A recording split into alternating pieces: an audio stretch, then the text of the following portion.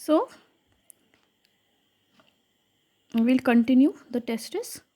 So we had reached the rete testis. So all the seminiferous tubules, they unite together to form one structure which is known as the rete testis. The rete testis gives origin to the efferent ductules. These are the efferent ductules that continues into the head of the epididymis, and from the epididymis into the vas deferens.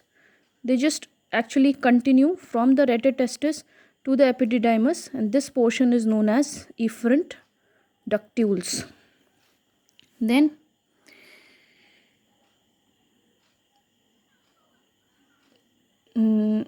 here each tubules becomes highly coiled and forms a lobe of the head of the epididymis.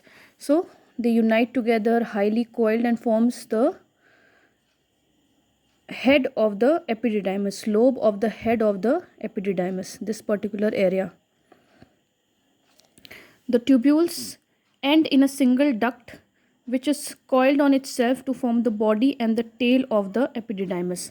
Now here the efferent ductules are coiled to form the head of the epididymis, that is the lobe, this rounded portion, and then all of them continues as a single cord to form the body and the tail. This is the body, this is the tail of the epididymis.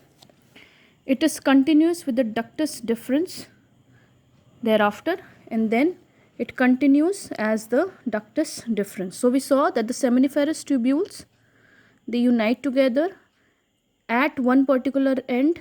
These they are uniting together to form the rete testis. The rete testis gives origin to the efferent ductules. The efferent ductules forms a highly coiled structure out here to form the lobule of the head of the epididymis. Then they unite together to form a single cord which forms the body and the tail, and then it continues into the vas deferens or the ductus deferens. Then comes the arterial supply. You should only know the testicular artery supplies the testis. Venous drainage. The veins emerges from the testis, forms the pampaniform plexus.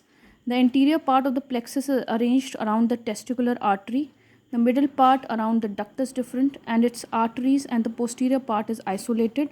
The plexus condenses into 4 veins at the superficial inguinal ring and into the 2 veins at the deep inguinal ring.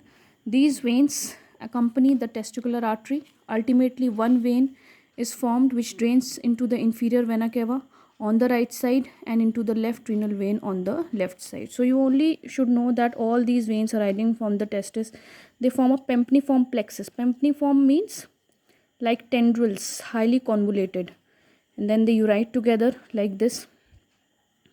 All these pampaniform plexus, they unite together into 4 veins, 1 2 3 4.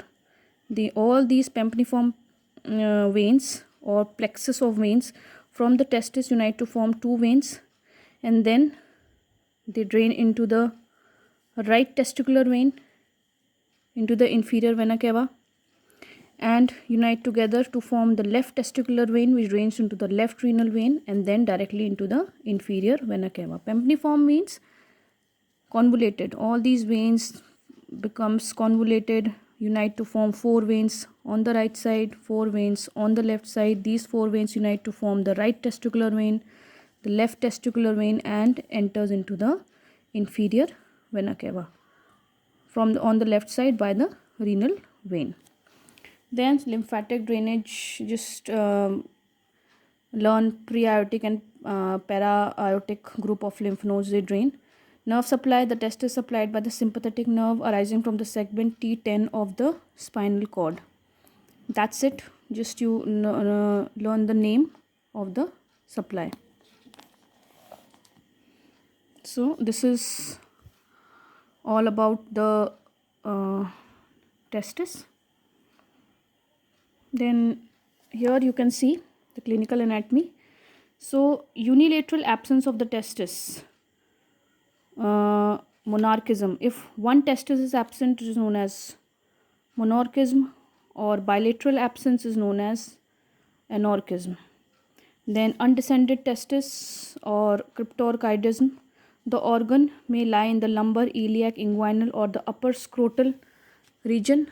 The important feature of an undescended testis are follows: like after, before birth or just after birth, the testis descend into the scrotum. They start from the abdominal area and then they descend into the scrotum.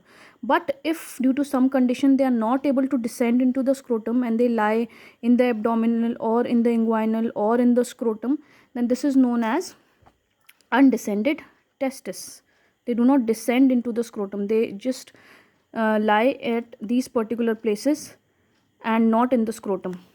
So the important features of an undescended testis are: the testis may completely descend after birth. So after birth they can descend into the scrotum. Sometimes spermatogenesis may fail to occur. If they are not descended, so they are not getting a particular temperature which they would get in the scrotum, because they are lying in the inguinal region or in the abdominal region, so spermatogenesis does not occur, and a tumor can also develop in such particular conditions.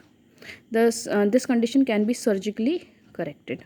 Then comes ectopic testis. The testis may occupy an abnormal position due to the deviation from the normal route or of descent. It may be under the skin of the lower part of the abdomen, under the skin of the front of the thigh, in the femoral canal, under the skin of the penis, and the perineum behind the scrotum. So ectopic testis is the testis is anywhere else other than the scrotum. So they can lie in the lower part of the abdomen. Now this is undescended testis, like it has not descended into the scrotum.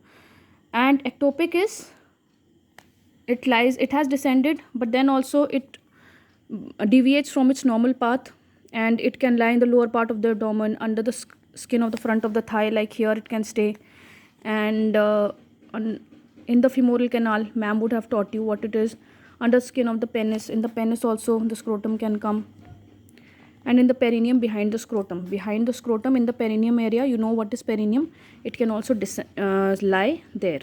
So the important features are: the testis is usually fully developed, it is usually accompanied by indirect inguinal hernia. This you'll study afterwards, so don't panic just now. It may be divorced from the epididymis, which may lie into the in the scrotum. So all these conditions can occur if the ectopic testis or the testis deviates from its normal path and lie at some other places. Hermaphroditism or intersex is a condition in which an individual shows some features of the male and some features of the female. In true hermaphroditism, both testis and ovaries are present.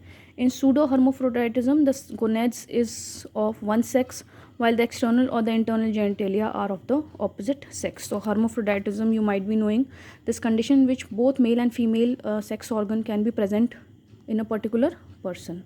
The testis and the epididymis may be the site of various infections and of the tumors. Tumors and infections can occur. Testis may be palpated to check any nodules or any irregularities or size or consistency. Varicocele is produced by dilatation of the pampiniform plexus of the veins. It is usually left-sided, possibly because the left testicular vein is longer than the right. Enters the left renal vein at the right angle and is crossed by the colon, which may compress it when loaded. So varicocele is a condition which the veins, they becomes dilated.